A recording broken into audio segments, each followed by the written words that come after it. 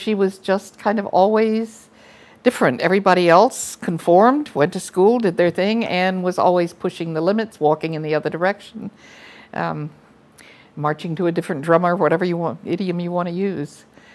She was different.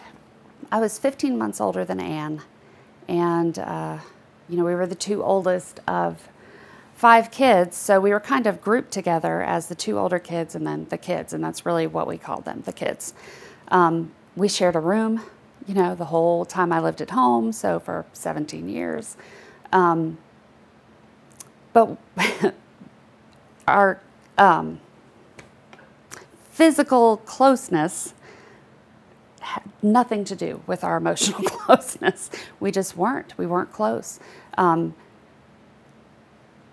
Sometimes we didn't feel safe in our own house. And when that happened, we all built the little protective shield that you do.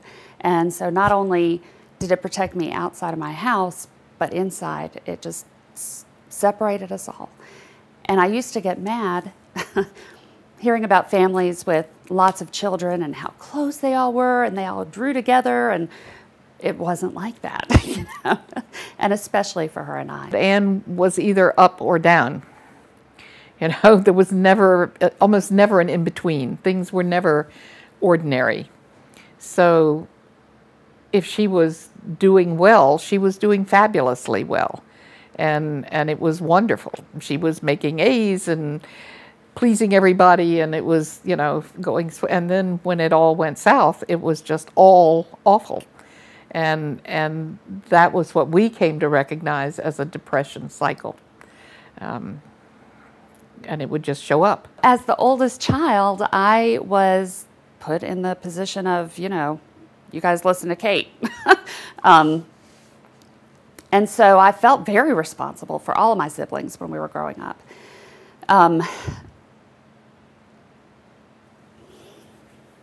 She handled everything differently.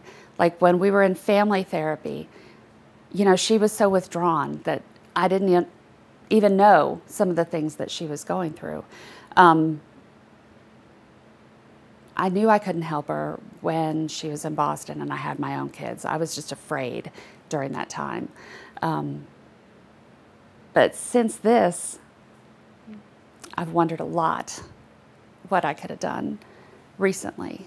Like, I remember the last time I talked to her on the phone, it was 2 days, before, and there was no sign. Maybe if I were still living upstairs, I wonder if she would have had the balls, to do that with me right upstairs. Maybe if I had called more, and all those things that everybody thinks, and yet I just know it wouldn't, nobody could help her. I certainly couldn't help her. After Anne moved down here to Florida, she really wanted life to be different. She wanted to get it together. And she felt like this was a healing place. Not just the sort of geography and the weather and the beach, all of which she loved, but also the attitude in this community toward the arts and the prevalence of art everywhere. It felt like to her it was a home place, a place where she could thrive.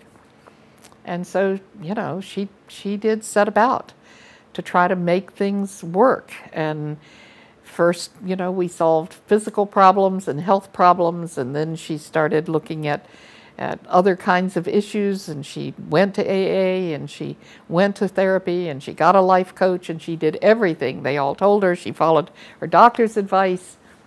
I mean, she was doing everything right, and yet the depression was coming back, and we knew it. And nobody knew what to do. It's the worst thing I've ever felt. But like Mom said, it wasn't a surprise, really. I just wasn't ready for it. I mean, I'm sure I would have never been ready for it. I was not surprised.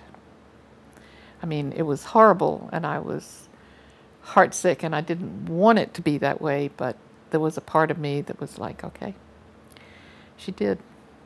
I always knew you would.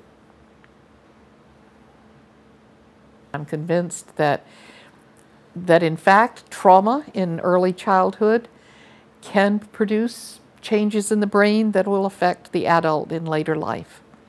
And I want to see that studied and understood and made a part of the knowledge that we bring to helping one another.